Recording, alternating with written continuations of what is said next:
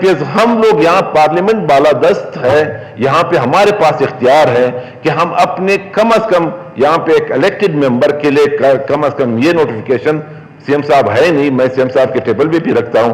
आप हमारी यहाँ पार्लियामानी पार्टीज की एक कमेटी बना दें और ये एसएनजेडी स्टैंडिंग कमेटी के हवाले कर दें और इस पे एक तहकीकात होनी चाहिए कि ये मुनासिब है। जब 3 हाउसेस बलूचिस्तान, पता नहीं इन लोगों ने क्या समझा हुआ है, फेडरल यहाँ हमें भी लूट रहे हैं, हमारे साइल वसाइल को भी लूट रहे हैं, हमें किसी चीज में उन्होंने कोई गुंजाइश नहीं छोड़ी, हम ऐसे ही बैठे हुए देख रहे हैं। और सर एक और मुतालिबा ये करना है कि जब हम जाते हैं इस्लामाबाद एयरपोर्ट में हमारा कोई प्रोटोकॉल नहीं है एमपीएस का,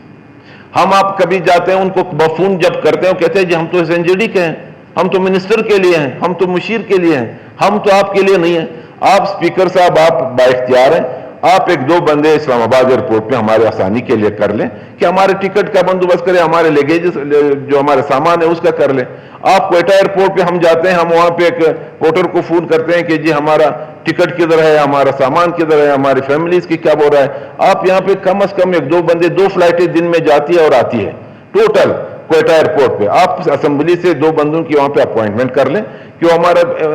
चाहे उसमें मिनिस्टर भी हो, उसमें एमपीएस भी हो, ये भी करनी चाहिए और वो तहकीकात भी हो। ये हमारा मुतालिबा है। और आप के हवाले से मौलाना साहब ने जो बात की वो तो हमारी बात भी इसी तरह के सीएम साहब ने हमें तसल्ली दी कि इस पे दोबारा बैठेंगे और जो गवर्नमेंट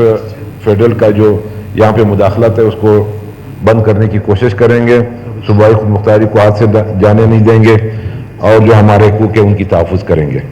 ये तो हमारा पार्टी का भी ये मौक़िफ़ है और इस बिल के हवाले से भी ये मौक़िफ़ है कि हम फेडरल को या वफाक को कभी ये इजाज़त नहीं देंगे कि वो सूबाई खुद मुख्तारी में मुदाखलत करें। दूसरी बात यह है कि एसएनजेडी की बात आई, मैं बलूचिस्तान हाउस इस्लामाबाद का बहुत मुख्तसर बात करूँगा। एक नोटिफिकेशन हमारा हुआ है कि एक 6 कमरे वहाँ पर बने हुए हैं जो उसको स्वीट रूम कहते हैं, वहां पे किराया जो उनका है एक रात का, मैं ये आपको भिजवाता हूं, आप ये स्पीकर साहब को दे दें, दूसरे सफ़े पे और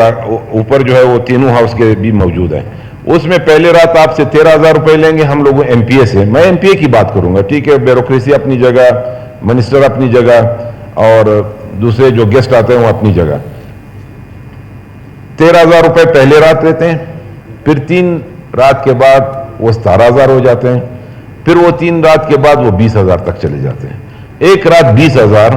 एक एमपीए से लिया जाता है। और जुल्म ये देख लें कि उन कमरों पे जो खर्च हुआ है उसको जो उनकी सुर्खी पाउडर की गई है, अगर आप इनकी इंक्वायरी करें, मैं आपको दावे से कहता हूं स्टेज पे कि उस पर 10 लाख से 15 लाख रुपए खर्चा ज्यादा नहीं हुआ है, क्योंकि उस तरह के मटेरियल जो वहां पे पड़ी हुई है वो मैंने भी खुद खरीदी है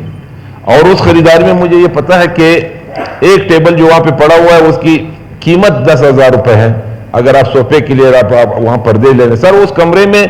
ड्रेसिंग टेबल ही नहीं था, मेरी रिक्वेस्ट पे फिर लगाया गया, उसके पर्दे जो हैं जैसे कागज जैसे लगाए हुए हैं जिससे रोशनी ऐसी आती है जिस तरह बरामदे में सो जाते हैं, ये उनकी हालत है। उस पर 6 करोड़ रुपए खर्चा हुआ है। जनाब स्पीकर साहब, उसकी तहकीकात होनी चाहिए कि ये किसने बनाया, किस डिपार्टमेंट के थ्रू बनाया, कौन उसके कॉन्ट्रैक्टर था, उसकी तहकीकात होनी चाहिए। दूसरे में आता हूं सर उस रेट पे, आप अगर इस पे देख ले सिंध हाउस का सिंगल रूम जो है वो 1,500 रुपए for 3 days, after 3 days for 1 week 2,200 and then you can see that 2 weeks के लिए 2,500 रुपए, ये सिंगल रूम है। इस तरह डबल रूम 3,000 है और आखिर तक जाता है 5,000 तक, और एग्जीक्यूटिव रूम जो है वो 3,700 रुपए है और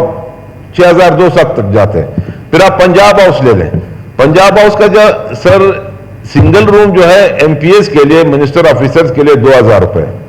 और गेस्ट के लिए 3,500 रुपए। फिर उसके बाद जो है डबल एग्जीक्यूटिव रूम जो है उसकी जो प्राइस है पर नाइट